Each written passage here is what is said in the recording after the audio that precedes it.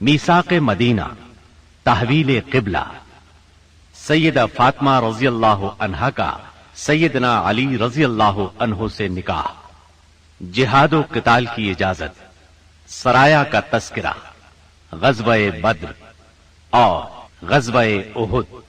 لیجئے سماعت فرمائیے پیشکش محمد طارق شاہد۔ آپ نے انصار کو سیدنا انس بن مالک رضی اللہ عنہ کے گھر جمع فرمایا۔ مہاجرین کی تعداد 45 تھی۔ آپ مہاجرین اور انصار میں سے ایک ایک کو بلاتے گئے اور فرماتے گئے تم بھائی بھائی ہو۔ پھر ہوا یہ کہ یہ اخوت حقیقی اخوت سے بھی بڑھ گئی۔ اس موقع پر انصار نے جس فیاضی، ایثار اور میزبانی کا مظاہرہ کیا، انسانی تاریخ اس کی مثال پیش کرنے سے قاصر ہے۔ انصار نے مہاجر بھائیوں کی حیثیت مہمانوں کی نہ رہنے دی، بلکہ انہیں اپنی جائیداد اور کاروبار میں برابر کا حصے دار بنا لیا۔ اس طرح مہاجرین بہت جلد اپنے پیروں پر کھڑے ہو گئے۔ مہاجرین سے یہ انصار کی محبت ہی کا نتیجہ تھا کہ انہوں نے نبی صلی اللہ علیہ وسلم پر اپنے کھجوروں کے باغات پیش کیے کہ آپ ان باغات کو ان کے اور مہاجرین کے درمیان تقسیم کر دیں۔ آپ نے انکار فرمایا تو انصار نے مہاجرین سے کہا آپ لوگ کام کر دیا کریں، ہم پھلوں میں آپ لوگوں کو شریک کر لیں گے۔ آپ صلی اللہ علیہ وسلم نے اس تجویز کو پسند فرمایا۔ سیدنا سعد بن ربیع رضی اللہ عنہ بڑے مالدار انصاری تھے۔ انہوں نے اپنے مہاجر بھائی سیدنا عبد الرحمن بن عوف رضی اللہ عنہ سے کہا میرا مال آدھا آدھا تقسیم کر لو، میری 2 بیویاں ہیں، دیکھو جو تمہیں پسند ہو مجھے بتلا دو، میں اسے طلاق دے دیتا ہوں، عدت گزر جائے تو اس سے شادی کر لینا۔ یہ سن کر سیدنا عبد الرحمن بن عوف رضی اللہ عنہ نے فرمایا اللہ آپ کے اہل اور مال میں برکت دے، مجھے آپ بازار کا راستہ بتا دیں۔ انہوں نے بنو قینقاع کے بازار کا پتہ بتلا دیا۔ یہ بازار چلے گئے، محنت مزدوری کی، واپسی پر ان کے پاس کچھ فاضل پنیر اور گھی تھا۔ پھر تھوڑے ہی دن گزرے تھے کہ انہوں نے مال بھی کمایا اور ایک انصاری عورت سے شادی بھی کی۔ مدینے میں مسلمانوں کے علاوہ 2 اور جماعتیں بھی تھیں۔ یہ دونوں جماعتیں ہر لحاظ سے مسلمانوں سے مختلف تھیں۔ ان کا عقیدہ، دین، مصلحتیں، ضروریات، جذبات اور احساسات بالکل مسلمانوں کے خلاف تھے، اور یہ دونوں جماعتیں تھیں مشرکین اور یہود کی۔ چنانچہ نبی اکرم صلی اللہ علیہ وسلم نے ایک عہد و پیمان مسلمانوں کے مابین کرایا اور ایک دوسرا عہد و پیمان مسلمانوں اور مشرکین نیز مسلمانوں اور یہود کے درمیان کرایا، اور اس بارے میں ایک تحریر بھی لکھی گئی جس کے خاص خاص نکات یہ ہیں۔ نمبر 1، قریش اور یثرب کے مومنین و مسلمین اور ان کے ماتحت ہو کر ان کے ساتھ ملنے والے اور جہاد کرنے والے بقیہ لوگوں سے الگ ایک امت ہیں۔ نمبر 2، ان کی دیت کی ادائیگی اور قیدی کی رہائی اہل ایمان کے درمیان سابق دستور کے مطابق ہوگی، اور یہ فدیے اور دیت میں اہل ایمان کی مدد کریں گے۔ نمبر 3، یہ لوگ مفسد، ظالم اور باغی کے خلاف ایک ہاتھ ہو کر اٹھیں گے، چاہے وہ ان کی اپنی اولاد ہی کیوں نہ ہو۔ نمبر 4، کوئی مومن کسی مومن کو کافر کے بدلے قتل نہیں کرے گا اور نہ کسی مومن کے خلاف کسی کافر کی مدد کرے گا۔ نمبر 5، اللہ کا ذمہ ایک ہے، لہذا ایک معمولی آدمی کا دیا ہوا ذمہ بھی سارے مسلمانوں پر لاگو ہوگا۔ نمبر 6، جو یہود مسلمانوں کے پیروکار ہو جائیں ان کی مدد کی جائے گی اور وہ دوسرے مسلمانوں کی طرح ہوں گے۔ نمبر 7، مسلمانوں کی صلح ایک ہوگی۔ نمبر 8، جو کسی مومن کو قصدن قتل کر دے اس سے قصاص لیا جائے گا، سوائے اس صورت کے کہ مقتول کے ولی راضی ہو جائیں، اور اہل ایمان پر ضروری ہے کہ سب قاتل کے خلاف اٹھ کھڑے ہوں۔ نمبر 9، کسی مومن کے لیے حلال نہیں کہ کسی ہنگامہ برپا کرنے والے یا بدعتی کی مدد کرے یا اسے ٹھکانہ مہیا کرے۔ نمبر 10، ان کے درمیان کسی بات میں اختلاف ہو تو اسے اللہ اور اس کے رسول کی طرف لوٹایا جائے گا۔ اس عہد و پیمان کے علاوہ نبی اکرم صلی اللہ علیہ وسلم نے مختلف اوقات اور موقعوں پر مسلمانوں سے اسلامی قوت کا حق بھی بیان فرمایا۔ انہیں آپس میں تعاون، مدد، اتحاد و یگانگت، غم گساری اور خبر گیری کی ترغیب دی، یہاں تک کہ یہ اخوت تاریخ کی انتہائی بلندیوں تک پہنچ گئی۔ باقی رہے مشرکین تو ان کا معاملہ اور تھا۔ ان کی اکثریت اپنے سرداروں اور بڑوں سمیت مسلمان ہو چکی تھی، اور ان میں اتنی سخت نہیں تھی کہ مسلمانوں کے مقابلے میں کھڑے ہو سکیں، لہٰذا ان سے نبی اکرم صلی اللہ علیہ وسلم نے یہ عہد لیا کہ کوئی مشرک قریش کی جان و مال کو پناہ نہیں دے گا اور نہ کسی مومن کے آگے اس کی حفاظت کے لیے رکاوٹ بنے گا۔ اس عہد کے بعد ان کی طرف سے کوئی اندیشہ نہ رہا۔ باقی رہے یہود تو ان کے ساتھ نبی اکرم صلی اللہ علیہ وسلم نے جو معاہدہ کیا، اس کے خاص نکات یہ ہیں۔ نمبر 1، یہود مسلمانوں کے ساتھ ایک امت ہوں گے، ان کے لیے ان کا دین اور مسلمانوں کے لیے مسلمانوں کا دین ہوگا، ان کے ذمے ان کا خرچ ہوگا اور مسلمانوں کے ذمے مسلمانوں کا خرچ ہوگا۔ نمبر 2، جو طاقت اس معاہدے کے کسی بھی فریق سے جنگ کرے گی یا یثرب پر حملہ کرے گی، سب آپس میں اس کے خلاف تعاون کریں گے اور ہر ایک اپنی جانب کا دفاع کرے گا۔ نمبر 3، اس معاہدے کے شرکاء کے درمیان خیر خواہی، خیر اندیشی اور نیکوکاری کے تعلقات ہوں گے، گناہ کے نہیں۔ نمبر 4، آدمی اپنے حلیف کے جرم میں نہیں پکڑا جائے گا۔ نمبر 5، مظلوم کی مدد کی جائے گی۔ نمبر 6، جب تک جنگ برپا رہے گی یہود بھی مسلمانوں کے ساتھ خرچ برداشت کریں گے۔ نمبر 7، اس معاہدے کے شرکاء پر یثرب میں ہنگامہ آرائی اور کشت و خون حرام ہوگا۔ نمبر 8، اگر ان میں کوئی ہنگامہ یا جھگڑا برپا ہو جائے تو اس کا فیصلہ اللہ اور اس کے رسول کریں گے۔ نمبر 9، قریش اور ان کے مددگاروں کو پناہ نہیں دی جائے گی۔ نمبر 10، یہ معاہدہ کسی ظالم یا مجرم کے لیے آڑ نہیں بنے گا۔ اس معاہدے کی روح سے یثرب کے سارے باشندے مسلمان، مشرکین اور یہود ایک ہی وحدت کی لڑی میں پرو دیے گئے۔ مدینہ اور اس کے اطراف کو ملا کر ایک آزاد اور خود مختار حکومت قائم ہو گئی۔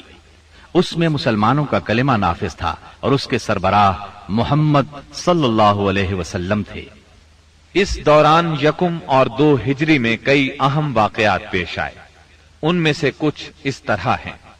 اسی دوران میں قبلے کی تبدیلی کا حکم آیا۔ مکہ مکرمہ سے ہجرت کر کے مدینہ منورہ آنے کے بعد 16 یا 17 ماہ تک مسلمان بیت المقدس کی طرف رخ کر کے نماز پڑھتے رہے۔ اب حکم آیا کہ خانہ کعبہ یعنی مسجد الحرام کی طرف منہ کر کے نماز ادا کی جائے۔ اسی سال میں رمضان المبارک کے روزے رکھنے اور زکوٰۃ ادا کرنے کے احکام نازل ہوئے۔ پھر عیدین کی نماز اور صدقۃ الفطر کا حکم دیا گیا۔ اسی سال میں پہلی عید الفطر اور پہلی عید الاضحیٰ پڑھی گئی۔ اسی سال نبی کریم صلی اللہ علیہ وسلم نے اپنی پیاری بیٹی سیدہ فاطمہ رضی اللہ عنہا کی شادی سیدنا علی رضی اللہ عنہ سے کی۔ سب سے بڑھ کر یہ کہ اسی سال میں مسلمانوں پر حکم الہی سے جہاد فرض کیا گیا اور مسلمانوں کو اپنے دفاع کا حق دیا گیا۔ مکہ معظمہ میں صرف تبلیغ کا حکم تھا، اب اپنے تحفظ میں تلوار اٹھانے کا حکم آ گیا۔ چنانچہ سریوں اور غزوات کا آغاز ہوا۔ جن جنگوں میں آپ نے کسی صحابی کو امیر لشکر بنا کر بھیجا وہ سریہ کہلاتی ہے، اور جن جنگی مارکوں میں آپ خود امیر لشکر ہوئے وہ غزوہ کہلاتے ہیں۔ تاریخ اسلام میں غزوات کی تعداد 21 سے لے کر 27 تک بیان کی جاتی ہے، جبکہ سریوں کی تعداد اس سے کہیں زیادہ ہے۔ اس سال کے دوران کئی غزوات ہوئے، لیکن سب سے مشہور غزوہ بدر ہے۔ نبی کریم صلی اللہ علیہ وسلم جب ہجرت کر کے مدینہ منورہ پہنچے تو ان دنوں مدینے میں ایک نہایت دولت مند اور با اثر شخص عبداللہ بن ابی تھا۔ ہجرت سے پہلے انصار میں اس کا بہت اثر و رسوخ تھا۔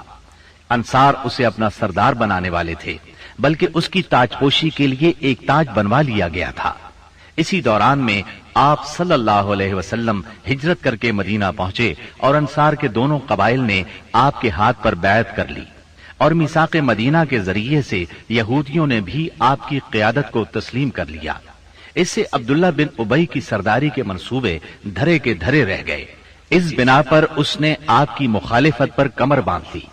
ادھر مشرکین مکہ جو اسلام، مسلمانوں اور رسول اللہ صلی اللہ علیہ وسلم کی دشمنی میں جل بھن رہے تھے، انہوں نے عبداللہ بن ابی کو ایک دھمکی آمیز خط تحریر کیا۔ اس خط میں انہوں نے 2 ٹوک الفاظ میں لکھا: آپ لوگوں نے ہمارے صاحب کو پناہ دے رکھی ہے، اس لیے ہم اللہ کی قسم کھا کر کہتے ہیں یا تو آپ لوگ اس سے لڑائی کریں یا اسے نکال دیں، یا پھر ہم اپنی پوری جمعیت کے ساتھ آپ لوگوں پر چڑھائی کر کے آپ کے سارے جنگجوؤں کو قتل کر دیں گے اور آپ کی عورتوں کی حرمت پامال کر دیں گے۔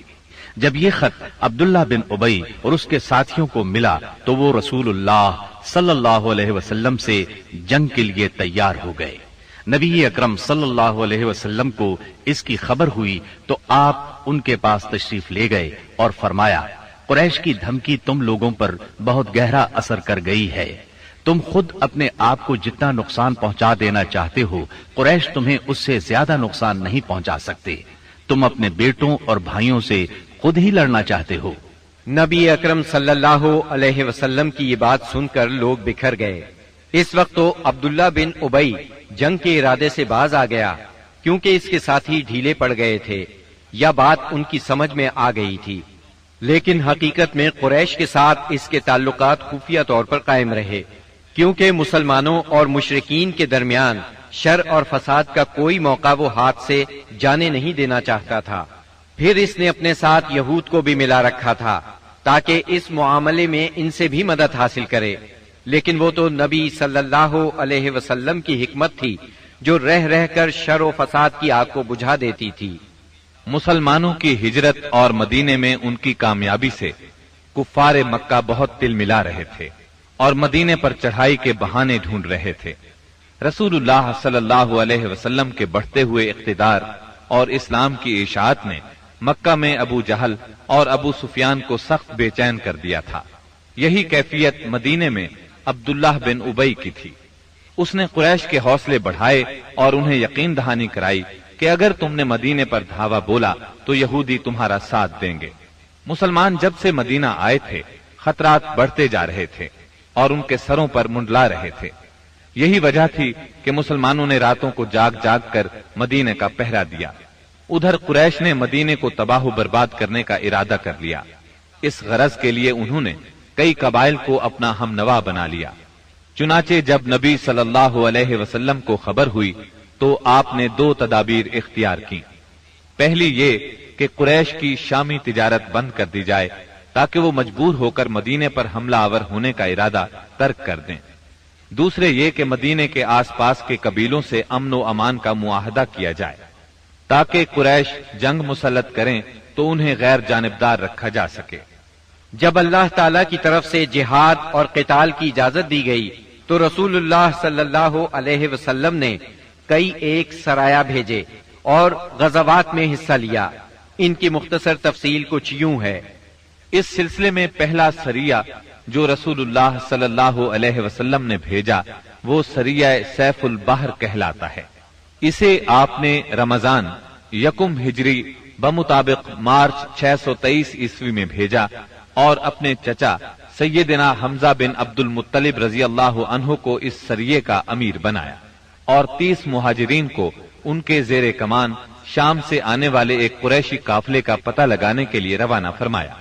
اس قافلے میں 300 آدمی تھے جن میں ابو جہل بھی تھا۔ مسلمان ایس کے اطراف میں ساحل سمندر کے پاس پہنچے تو قافلے کا سامنا ہو گیا اور دونوں فریق جنگ کے لیے صف آرا ہو گئے۔ قریب تھا کہ جنگ ہو جاتی لیکن قبیلہ جوہینہ کے سردار نے بیچ بچاؤ کرا دیا۔ دونوں فریق واپس چلے گئے۔ یہ اسلامی تاریخ کا پہلا سریہ اور پہلا فوجی عمل تھا۔ اس کا جھنڈا سفید تھا اور یہ اسلامی تاریخ کا پہلا جھنڈا تھا۔ اس کے علم بردار سیدنا ابو مرصد کناز بن حسین غنوی رضی اللہ عنہ تھے۔ اس کے بعد پے در پے سریے روانہ کیے گئے۔ چنانچہ شوال یکم ہجری میں سیدنا عبیدہ بن حارث رضی اللہ عنہ کو 60 مہاجرین کے ساتھ بطن رابغ کی وادی میں بھیجا گیا۔ वहां अबू सुफियान से सामना हुआ जो 200 आदमियों के साथ था। दोनों तरफ से तीर चले लेकिन जंग न हुई।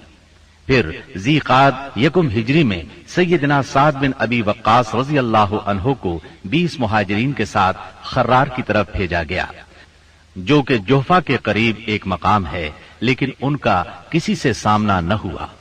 इसके बाद सफर 2 हिजरी में 70 मुहाजिरीन के साथ रसूलुल्लाह सल्लल्लाहु अलैहि वसल्लम खुद निकले और अबवा या वद्दान तशरीफ ले गए। मुहिम का मकसद कुरैश के एक काफिले की राह रोकना था, लेकिन किसी से सामना न हुआ। ये पहली मुहिम थी जिसमें रसूलुल्लाह सल्लल्लाहु अलैहि वसल्लम बजाते खुद निकले। इसके बाद रबीउल अव्वल 2 हिजरी में रसूलुल्लाह सल्लल्लाहु अलैहि वसल्लम 200 सहाबा के साथ रवाना हुए। मकसूद कुरैश का काफिला था, जिसमें उमैया बिन खल्फ समेत कुरैश के 100 आदमी और 2500 ऊंट थे। आप रज़वा के अतराफ में मकाम बुआत तक तशरीफ ले गए, लेकिन किसी से सामना न हुआ। इसी महीने में कुर्ज बिन जाबिर फेहरी ने मुशरिकीन की एक मुख्तसर सी फौज के साथ मदीना की चराहगाह पर छापा मारा और कुछ मवेशी हाँक कर ले गया। रसूलुल्लाह सल्लल्लाहु अलैहि वसल्लम ने 70 सहाबा के हमराह उसका ताक़ुब किया और बद्र के अतराफ में वाक़े वादिये सफवान तक तशरीफ ले गए, लेकिन कुर्ज निकल भागा। इसी वाक़े को बाज लोग ग़ज़वा बद्र ऊला भी कहते हैं। इसके बाद आप जुमादल ऊला या जुमादल उखरा 2 हिजरी में 150 या 200 मुहाजिरीन के साथ जुल उशैरा तक तशरीफ ले गए। मकसूद कुरैश के एक काफिले को रोकना था जो मुल्क शाम जा रहा था, लेकिन आपके पहुंचने से पहले वो जा चुका था। इस सफर में आपने बनु मुदलिज और उनके हलीफ बनु जमरा से जंग न करने का मुआहदा किया। फिर रजब 2 हिजरी में नबी अकरम सल्लल्लाहु अलैहि वसल्लम ने सैयदना अब्दुल्ला बिन जहश असदी रजी अल्लाह अन्हु को 12 मुहाजिरीन के साथ मक्का और ताइफ के दरमियान एक मकाम नखला की तरफ रवाना किया। मकसद ये था कि वो कुरैश के एक काफिले की खबर लाएं, मगर उन लोगों ने काफिले पर हमला करके अम्र बिन हजरमी को कत्ल और अब्दुल्लाह बिन मुगीरा के बेटे उस्मान और मुगीरा के गुलाम हकीम बिन कैसान को कैद कर लिया और काफिले को हाँक लाए। उनके ऐसा करने पर आप उनसे नाराज हुए। चुनाचे कैदियों को छोड़ दिया गया और मकतूल का खून बहा अदा किया गया। ये वाकया रजब की आखिरी तारीख को पेश आया था, इसलिए मुशरिकीन ने शोर मचाया कि मुसलमानों ने हराम महीने की हुर्मत पामाल कर डाली। इस पर सूरह बकरा की आयत 217 नाजिल हुई। يسألونك عن الشهر الحرام قتال فيه قل قتال فيه كبير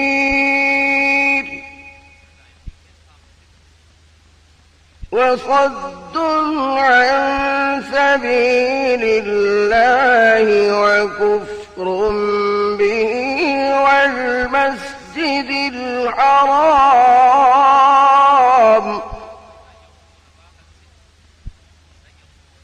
وإخراج أهله منه أكبر عند الله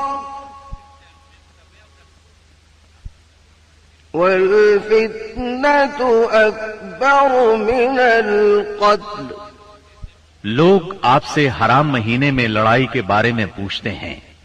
आप कह दीजिए, इसमें जंग करना बड़ा गुनाह है और अल्लाह की राह से रोकना और उसके साथ कुफ्र करना, मस्जिद हराम से रोकना और उसके बाशिंदों को वहां से निकालना, ये सब अल्लाह के नजदीक और ज्यादा बड़ा जुर्म है और फितना कत्ल से बढ़कर है। ये थी जंगी नक्लो हरकत जो मदीना मुनव्वरा और इसके अतराफ के अमन की हिफाजत के लिए नबी सल्लल्लाहु अलैहि वसल्लम और मुसलमानों ने कायम कर रखी थी। इससे कुरैश को ये बतलाना भी मकसूद था कि अगर वो अपने शर से बाज ना आए तो अंजाम बुरा होगा, लेकिन वो अपनी खुदसरी और तकब्बुर में बढ़ते ही चले गए। चुनाचे बदर के मैदान में उन्होंने इसकी सजा पा ली और जजा बहरहाल घाटे ही की थी। 17 रमजान 2 हिजरी को गज़वा बद्र हुआ। ये कुरैश और मुसलमानों के दरमियान पहला फैसला कुन मारिका था। इसका सबब ये हुआ कि रसूलुल्लाह सल्लल्लाहु अलैहि वसल्लम जिस काफिले के लिए जुल उशैरा तक तशरीफ ले गए थे और वो बचकर शाम चला गया था, आप सल्लल्लाहु अलैहि वसल्लम उसकी ताक में थे और उसकी खबर लाने के लिए आपने शाम के मकाम हौरा तक तलहा बिन उबैदुल्लाह और सईद बिन ज़ैद रज़ियल्लाहु अन्हुमा को भेजा। चुनांचे जैसे ही ये काफिला वहां से गुजरा, उन्होंने फौरन मदीना मुनव्वरा खबर पहुंचाई। इस काफिले में अहले मक्का की बड़ी दौलत थी, यानी 1000 ऊंट, जिन पर कम अज कम 262 किलो सोने की मालियत का सामान था, और उसकी हिफाजत के लिए सिर्फ 40 आदमी थे। खबर मिलते ही रसूलुल्लाह सल्लल्लाहु अलैहि वसल्लम ने सहाबाए किराम रज़ियल्लाहु अन्हुम को निकलने की दावत दी, ताहम निकलना जरूरी नहीं करार दिया। चुनांचे इस दावत पर 313, 314 या 317 सहाबा ने लब्बैक कहा।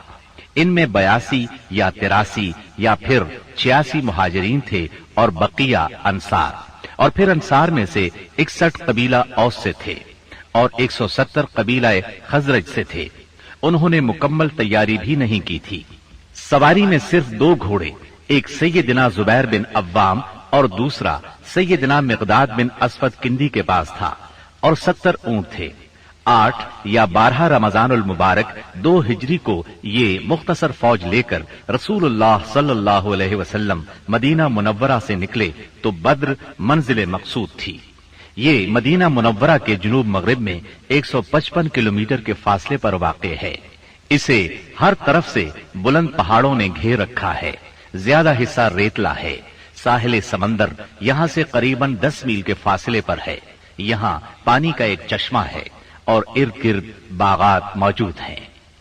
इस काफिले के सालार अबू सुफियान थे, जो बहुत होशियार और चौकन्ने आदमी थे। हर आने जाने वाले से मुसलमानों की नक्लो हरकत के बारे में मालूम करते रहते थे। अभी वो बद्र से काफी दूर थे कि उन्हें मुसलमानों के निकलने का इल्म हो गया। चुनाचे उन्होंने फौरन काफिले का रुख मगरिब की तरफ फेर कर साहिल का रास्ता पकड़ लिया और बद्र का रास्ता मुकम्मल तौर पर छोड़ दिया। साथ ही जमजम बिन अम्र गिफारी को उजरत देकर मक्का भेजा कि जिस कदर जल्द मुमकिन हो उन्हें मुसलमानों के निकलने की इत्तिला दे दें। उसने खबर पहुंचाई तो अहले मक्का निहायत तेजी से तैयार हुए और सब के सब निकले। अबू लहब के सिवा बड़ों में से कोई पीछे न रहा। आसपास के कबाइल के लोग भी साथ ले लिए। जब ये लश्कर मकाम जुहफा पर पहुंचा तो अबू सुफियान का पैगाम मिला। इसमें उसने अपने बच निकलने की इत्तिला दी थी और ये मुतालबा किया था कि मक्का वापस पलट जाएं। चुनाचे लोगों ने वापसी का इरादा कर लिया, मगर अबू जहल ने अपने तकब्बुर और अकड़ की वजह से वापस जाने से इनकार कर दिया। कुरैश की फौज में 1000 आदमी थे, जिनके पास 100 घोड़े और 600 जिरें थी, और ऊंट कसरत से थे। एक तरफ इन्हें अपनी कसरत पर नाज और साजो सामान पर फख्र था, तो दूसरी तरफ नबी करीम सल्लल्लाहु अलैहि वसल्लम इज्जो इनकिसार से अल्लाह की बारगाह में हाथ फैलाए दुआ कर रहे थे। आपकी दुआ के अल्फाज ये थे: ऐ बारी ताला, अगर मुसलमानों की ये मुट्ठी भर जमात हलाक हो गई तो रूए जमीन पर कभी तेरी इबादत न की जाएगी। ऐ अल्लाह, अगर तू चाहे तो आज के बाद कभी तेरी इबादत न की जाए। आपने खूब तजर्रो और खुलूस से दुआ की, यहां तक कि आपकी चादर आपके कंधों से गिर गई। सैयदना अबू बकर रज़ियल्लाहु अन्हु ने चादर दुरुस्त की और अर्ज किया: ऐ अल्लाह के रसूल, बस करें। आपने अपने रब से जी भर के दुआ फरमा ली। दोनों लश्कर आमने सामने आए तो सबसे पहले मुशरिकीन में से बेहतरीन सालार उतबा, शैबा और वलीद बिन उतबा मैदान में निकले। उतबा और शैबा रबिया के बेटे थे। उन्होंने ललकार कर कहा: आओ, तुम में से कौन हमारे मुकाबले पर आता है।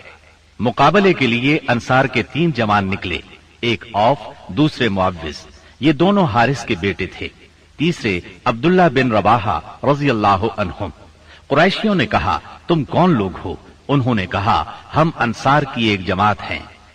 कुरैशियों ने कहा: आप लोग शरीफ मद्दे मुकाबिल हैं, लेकिन हमें आपसे सरोकार नहीं। हम तो अपने चचेरे भाइयों को चाहते हैं। फिर उनके मुनादी ने आवाज लगाई: محمد ہمارے پاس ہماری قوم کے ہمسروں کو بھیجو۔ رسول اللہ صلی اللہ علیہ وسلم نے فرمایا، عبیدہ بن حارث اٹھو، حمزہ اٹھو، علی اٹھو۔ جب یہ لوگ اٹھے اور قریشیوں کے قریب پہنچے تو انہوں نے پوچھا، آپ کون لوگ ہیں؟ انہوں نے اپنا تعارف کرایا۔ قریشیوں نے کہا، آپ لوگ شریف مد مقابل ہیں۔ اس کے بعد معرکہ آرائی ہوئی۔ سیدنا عبیدہ بن حارث نے عتبہ بن ربیعہ سے مقابلہ کیا، سیدنا حمزہ نے شیبہ سے اور سیدنا علی نے ولید سے۔ سیدنا حمزہ اور سیدنا علی نے اپنے اپنے مد مقابل کو جھٹ مار لیا، لیکن عبیدہ بن حارث اور ان کے مد مقابل کے درمیان ایک ایک وار کا تبادلہ ہوا اور دونوں میں سے ہر ایک نے دوسرے کو گہرا زخم لگایا۔ اتنے میں سیدنا علی اور سیدنا حمزہ اپنے اپنے شکار سے فارغ ہو کر آ گئے۔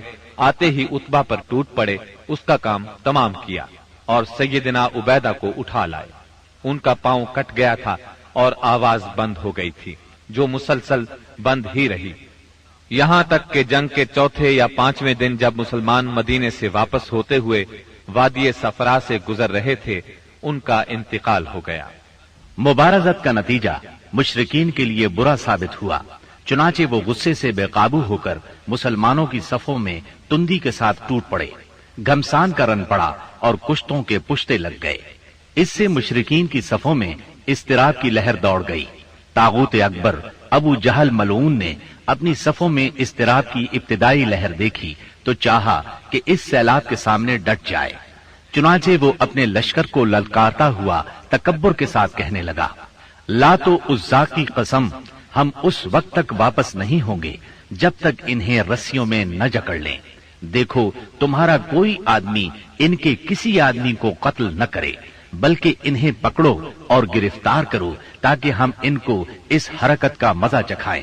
لیکن اسے اس غرور کی حقیقت کا بہت جلد پتہ لگ گیا، کیونکہ چند ہی لمحے بعد مسلمانوں کے حملے کی تندی کے سامنے مشرکین کی صفیں پھٹنا شروع ہو گئیں۔ البتہ ابو جہل اب بھی اپنے گرد مشرکین کا ایک غول لیے جمع ہوا تھا۔ اس غول نے ابو جہل کے چاروں طرف تلواروں کی باڑھ اور نیزوں کا ایک جنگل قائم کر رکھا تھا، لیکن غیرت مند مسلمانوں کے اسلامی ہجوم کی آندھی نے اس باڑھ کو بھی بکھیر دیا اور اس جنگل کو بھی اکھیڑ دیا۔ اس کے بعد یہ طاغوت اکبر دکھائی پڑا۔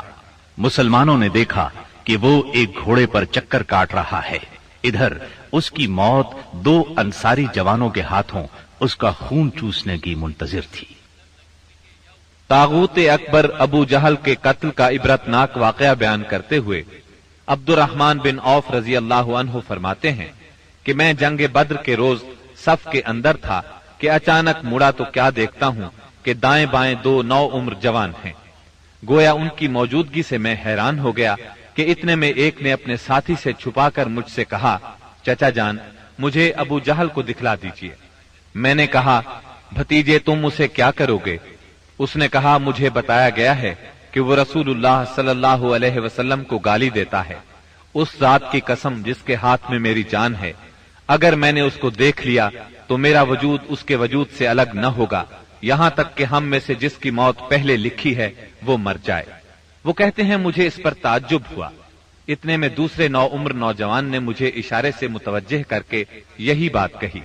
ان کا بیان ہے کہ میں نے چند ہی لمحوں بعد دیکھا کہ ابو جہل لوگوں کے درمیان چکر کاٹ رہا ہے۔ میں نے کہا، ارے دیکھتے نہیں، یہ رہا تم دونوں کا شکار جس کے بارے میں تم مجھ سے پوچھ رہے تھے۔ فرماتے ہیں کہ یہ سنتے ہی وہ دونوں شاہین اپنی تلواریں لیے جھپٹ پڑے اور اسے مار کر قتل کر دیا۔ پھر پلٹ کر رسول اللہ صلی اللہ علیہ وسلم کے پاس آئے۔ آپ نے فرمایا، تم میں سے کس نے قتل کیا ہے؟ دونوں نے کہا، میں نے قتل کیا ہے۔ آپ نے دونوں کی تلواریں دیکھی اور فرمایا، تم دونوں نے قتل کیا ہے۔ البتہ ابو جہل کا سامان معاذ بن عمرو بن جموح کو دیا۔ دونوں حملہ آوروں کا نام معاذ بن عمرو بن جموح اور معاذ بن افرا ہے۔ سیرت نگار ابن اسحاق کا بیان ہے کہ معاذ بن عمرو بن جموح نے کہا کہ میں نے مشرکین کو سنا وہ ابو جہل کے بارے میں کہہ رہے تھے، ابو الحکم تک کسی کی رسائی نہ ہو۔ معاذ بن عمرو کہتے ہیں کہ جب میں نے یہ بات سنی تو اسے اپنے نشانے پر لے لیا اور اس کی سمت جمع رہا۔ جب گنجائش ملی تو میں نے حملہ کر دیا اور ایسی ضرب لگائی کہ اس کا پاؤں نصف پنڈلی سے اڑ گیا۔ واللہ جس وقت یہ پاؤں اڑا ہے تو میں اس کی تشبیہ صرف اس گٹھلی سے دے سکتا ہوں جو موصل کی مار پڑنے پر جھٹک کر اڑ جائے۔ کہتے ہیں کہ ادھر میں نے ابو جہل کو مارا اور ادھر اس کے بیٹے اکرما نے میرے کندھے پر تلوار چلائی، جس سے میرا ہاتھ کٹ کر میرے بازو کے چمڑے سے لٹک گیا اور لڑائی میں مخل ہونے لگا۔